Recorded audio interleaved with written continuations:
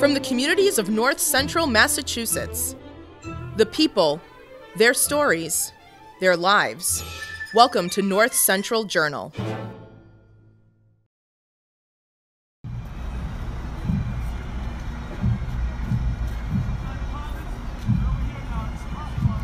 It was a cold December morning. A solemn show of support in Worcester. Thousands of firefighters paying tribute to Christopher Roy, a fallen brother who died in the line of duty. Firefighter Roy's body was driven past the Worcester Fire Station where he served. A line of firefighters and family members sang a tearful goodbye. Unfortunately, Worcester is all too familiar with losing firefighters in the line of duty. Now they must once again plan to honor one of the city's bravest.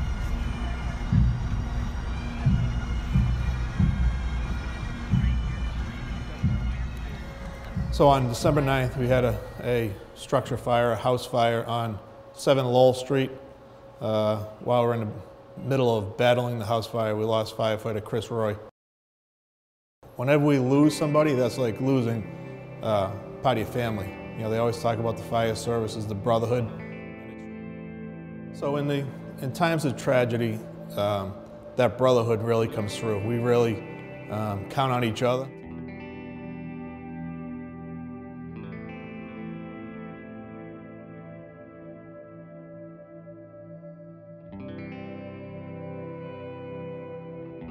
I remember reading the paper on Sunday and hearing what happened with firefighter Roy, and obviously having a 9-year-old daughter. And I was at Wormtown the next morning, and we all got together and we said, now we know why we're collaborating. And there wasn't a hesitation, and we kicked it off right then and there.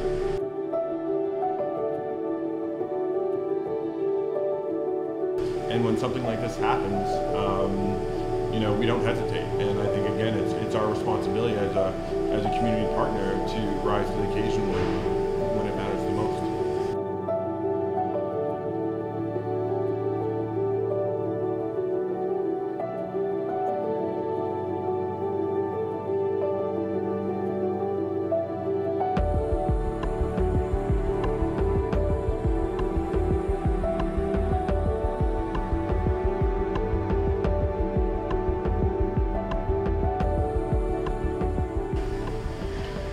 You know, our hope is that we never have to do this again for all the right reasons. But if it does happen, we'll be there again.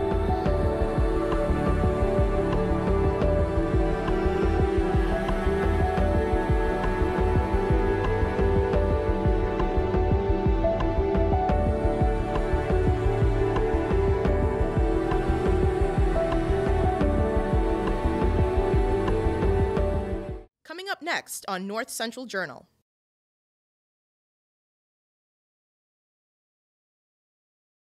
So let's talk about Haywood Hospital. I love Haywood Hospital. I had knee surgery there. It's a great hospital. I could name any single hospital in the state, and I would have the same conversation.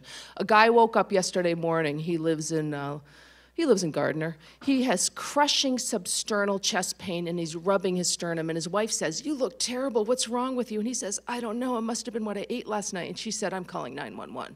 And at that point, we got Gardner Police and EMS. I got fire in his living room, and they're looking at him and saying, "You're having a massive heart attack, dude. Like, this is not okay." And they give him a sublingual nitroglycerin and a beta blocker. They make him chew a baby aspirin. They put in a big bore IV, and they transmit that EKG to Haywood. And Haywood says, "Don't bring him here. Done. Don't bring him here. Get him on 190. Get him down to UMass. Done. Right? Call the cath lab en route." Cath lab says, "We don't want him. Warm up the operating room." And he ends up with quadruple bypass surgery within an hour and 15 minutes. He goes to the surgical ICU for another week. He's on telemetry for another week. He gets cardiac rehab for 12 weeks. He gets a therapist because he gets depressed. So $250,000 we spent on him. Okay, his next door neighbor lives right next door to him in Gardner. She's 24 years old.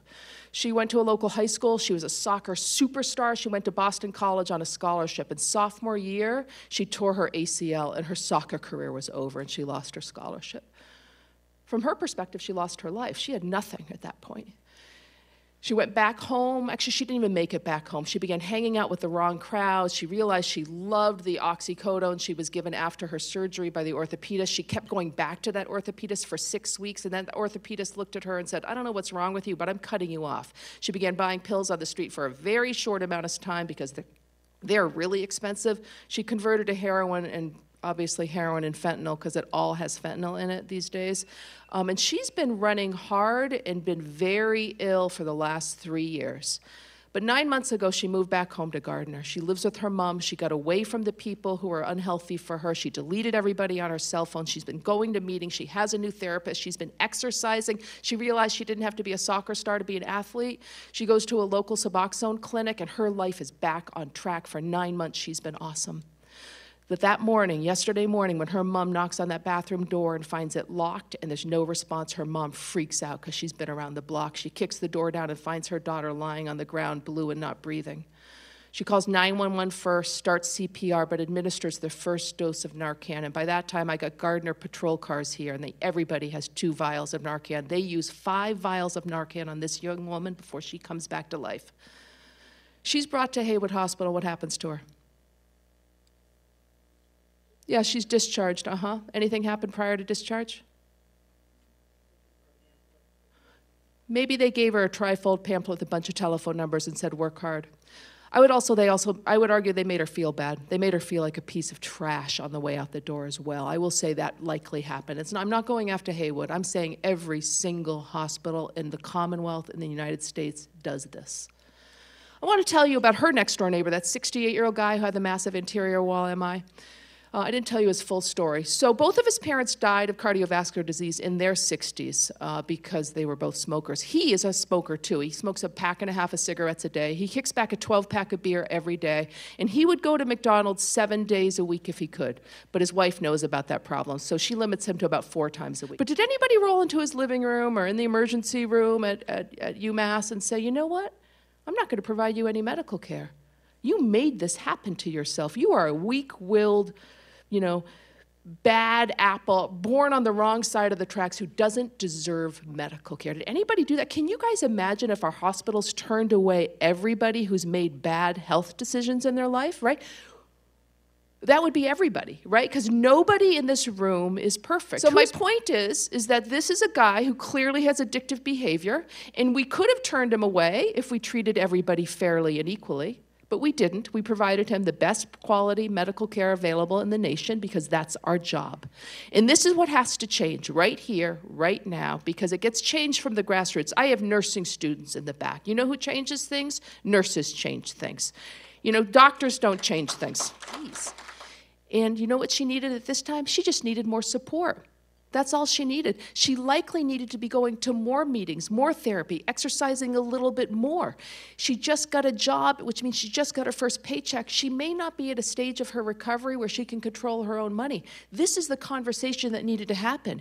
You're doing great. What happened is terrifying, and we don't want to have it happen again. How can we get you a tighter net to support you? That was the conversation, period. And instead, she walked out the door feeling like a piece of dirt with a higher rate of likelihood of relapse. Okay, people get better with addiction. I have people in this room who are in recovery. You may or may not know it because it's not really relevant, but people get better with addiction, but there's not one path through. There's not one magic pill out there. It takes many, many things going your way for you to get better. And what is the number one thing we are short on in the state of Massachusetts? Housing. We are short on long-term sober housing for people. And this is a place where we have to make action as a legislation. We have to make this change because people don't get better in detox. I need a place to send them a month from now where they can work to get better. This is critical. Our community is thinking, or somebody comes in front of the select board to say, hey, I'd like to build a sober house. I want everybody in this room to show up at that meeting and say, you know what I think that's a good idea. It's not just about a roof over your head. It's about developing a sense of purpose with your life. Okay, that's what needs to happen. But they need funding. You can't just make this happen from nothing. It will save money long term. Stay tuned for more of your stories from your community here on North Central Journal.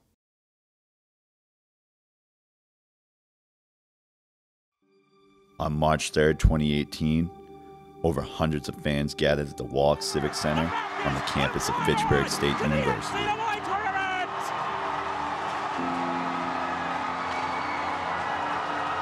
That same day, they all witnessed history as 25 young men from the Fitchburg State men's ice hockey team came together and won a championship, earning their first ever ticket to the NCAA tournament.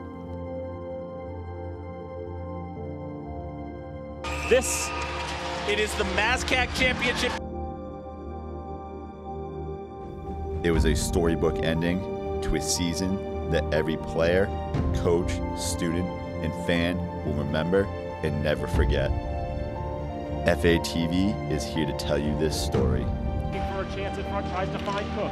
Olsen moves it along, it's taken away, could be a breakaway. It's Hayashi going to go! A story with in-depth interviews with players, coaches, and more.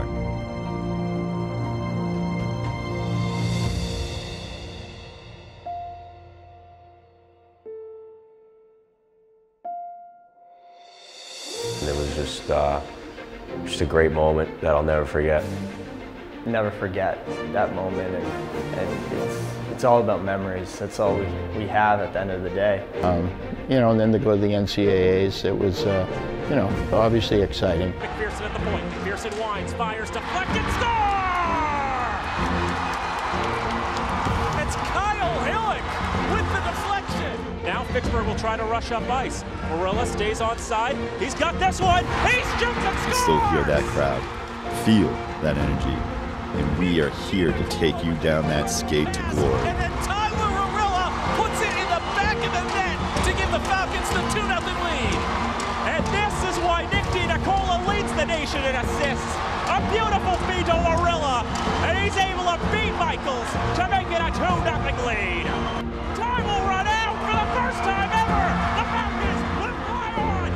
FATV presents The Falcons Fly On. Coming soon to FATV. Coming up next on North Central Journal.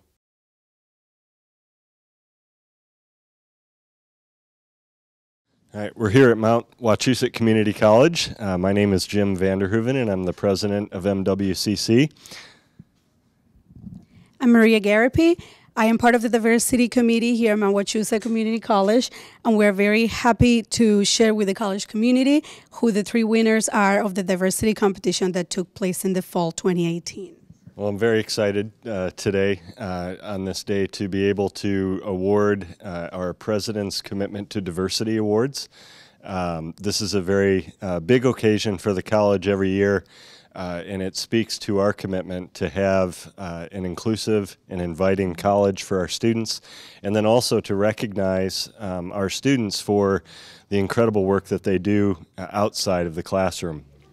I believe that our classes commit to having an element of diversity within them in both the curriculum as well as the classroom discussions that occur.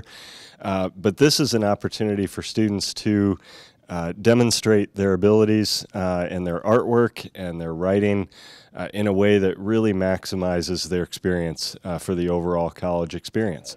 Hi, I'm Vanessa Roberto. I go by Vanna for short. I am an MRT student, which is Media Arts and Communication. My focus is on photography and graphic art design.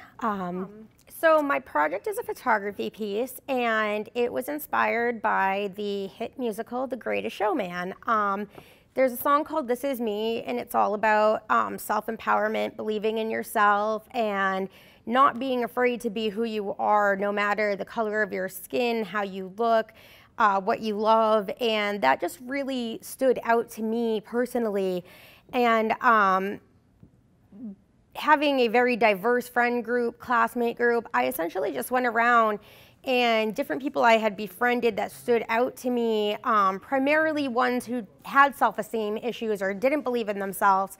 I had them make their hands into hearts to show the love that, you know, they have for themselves and that they've grown into and what problems they've faced. So we have everything from lower class, weight issues, autism, military abuse, my friend who's transgendered on the campus. And I just wanted to show that like everybody has problems and that everybody, you know, with the help of each other and caring for each other despite everything, could get through that. And I just kind of wanted to showcase like how different people, no matter if you're white, Hispanic, black, gay, or straight, we all struggle, we all go through things. And, you know, in order to get through it, we need to learn togetherness. We need to learn how to just put aside things and start caring for one another.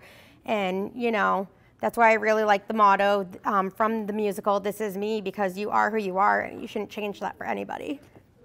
My name is Tiana Casey. I am from the Business Administration program. I graduate in May. My project I just named was the mask. I just took crayons and melted it as different skin colors. I thought the crayons with the different colors would make that stand out. And then I also had it lit up so that the eyes lit different colors, because we all have different colored eyes.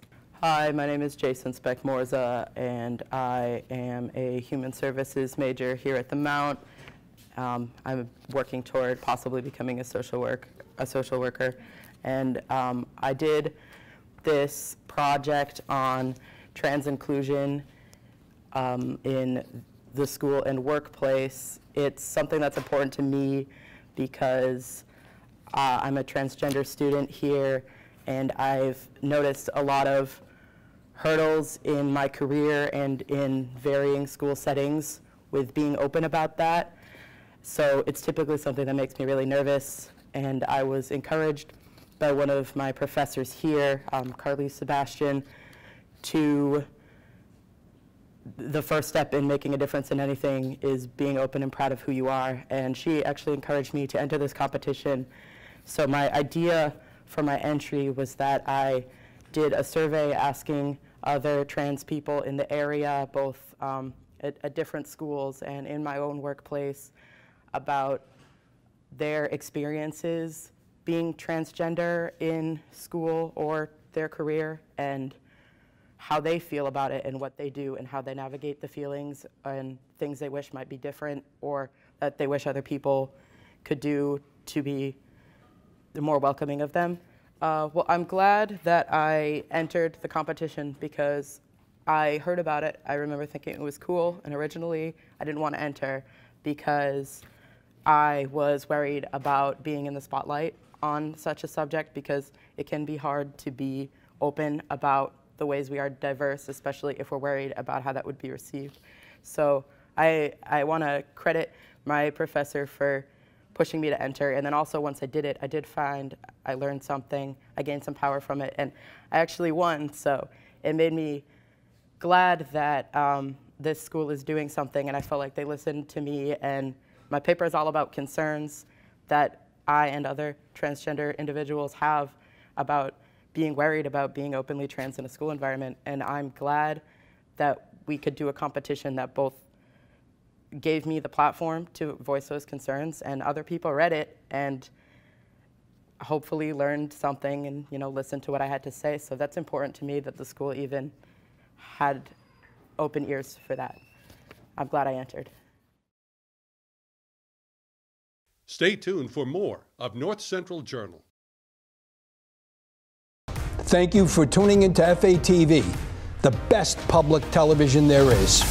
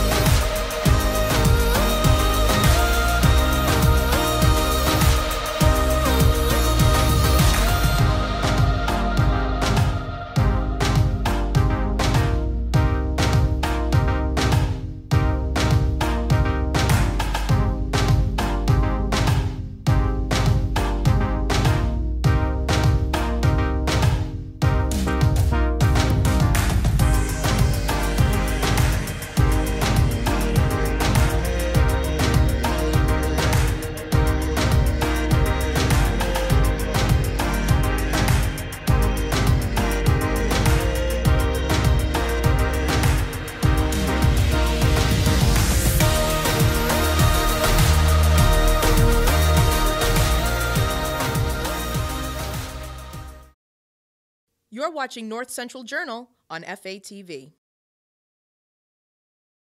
Coming up next, our cameras travel to the Fitchburg Art Museum. Hi, I'm Nick Capasso. I'm the director of the Fitchburg Art Museum, and I'm sitting at the museum in one of the galleries that's displaying the exhibition Fire and Light, Otto Pina in Groton, 1983 to 2014. This show is running at the Fitchburg Art Museum from February 9th to June 2nd, and is part of our ongoing series of exhibitions of the work of contemporary New England artists. This is a very important exhibition for the Fitchburg Art Museum. Otto Pina, who's no longer with us, he passed away in 2014. He was one of the most important artists internationally in the second half of the 20th century involved in the art and technology movement. He was born in Germany, and he started his career in the visual arts soon after the Second World War. And he worked with several other artists in Europe to form this group called Group Zero, and they took it upon themselves to reimagine how the visual arts could be made and presented and made accessible to more people. And so they were completely into experimentation of all kinds. And that's what Otto's career was based on. In 2014, that was an important year for two reasons. This artist group, Group Zero, had a big show at the Guggenheim Museum in New York, which attracted a lot of attention. And Otto had a career retrospective exhibition at the Contemporary Art Museum in Berlin, in Germany. And unfortunately, Otto passed away during that show. But these two shows kind of relaunched his career. And the reason the show's at the Fitchburg Art Museum is because he lived in Groton, Massachusetts for 30 years of his life. And during his life, he had always wanted to have an exhibition of his work locally. He'd shown artwork all around the world, but he'd never really done something in his own community. He was making these incredibly innovative artworks in Groton, and nobody knew what he was doing. And after he passed away, his widow, Elizabeth Goldring, who's also an artist and a poet, she remembered that Otto had always wanted to do this. And she came to the Fitchburg Art Museum as the most local museum to Groton, Massachusetts, to see if we would be willing to participate in this. And of course, we were thrilled. We were thrilled. It goes to our mission of serving our community. So we're showing everyone in our community the work of someone who lived and worked here. It also goes to our mission of showing the work of contemporary New England artists. And it's also a real feather in our cap because we don't often get to show artists at this level. So one of the works included in Fire and Light is an artwork called Proliferation of the Sun. And Proliferation of the Sun, when you come to the Fitchburg Art Museum, you'll go into a large gallery and you will be surrounded and participating in a completely immersive light environment. And the light environment is created by over 2,000 hand-painted images that were then digitized and are being projected in the gallery by 7 different digital projectors on various surfaces. The walls, some semi-loose or semi-translucent white scrims that are suspended from the ceiling, and a giant inflatable white sphere. And the images all cycle through, and they interact, and they get projected on your body, and your shadow becomes part of the exhibition, and there's also some sound elements as well. So every moment, no moment in this installation will be like any other moment in the installation. If you can imagine, those of you who were around, sort of rock and roll 1960s light show That's exactly the kind of thing that was informing Otto's thinking about this installation. Another installation that's part of Fire and Light is called a light ballet. And these light ballets are maybe what Otto Pina is best known for. Imagine a light bulb in a dark room and putting a colander over the light bulb and moving the colander around. If you were to do that, you would get these pinpoints of light that would illuminate the whole room and move around in a kind of dance-like pattern. That's a very simple way of explaining what Otto Pina's light ballets are like. There are several different light-emitting machines in this darkened space, including 2 light robots. And they're all moving, and they're all projecting light together to create this very complex dance of points of light in the darkened room. Not all of Otto Pina's work was meant to be hung on the walls of museums or installed in museums. Otto's work was also about performance, using artworks as part of performances and involving people in helping to create the artwork and experience the artwork in non-museum settings. So the performance of the light robots brings a very different dimension to the work, where sculptures are actually being activated and performed in a gallery. And the Sky Art event involves 30 different volunteers to help suspend this sculpture, which will fly up above Elm Park and be visible throughout the entire North of Main neighborhood, and involve everyone in the community in a way that you can't do in a gallery. Fire and Light is a very important exhibition for the Fitchburg Art Museum. We rarely get we're a regional museum in New England. We rarely get the opportunity to show the work of art historically significant artists whose work has been shown all over the world. So this is a big deal for us, and we're very proud and happy to be able to present this work. We're hoping to get a lot of attention for not just the museum, but for Fitchburg.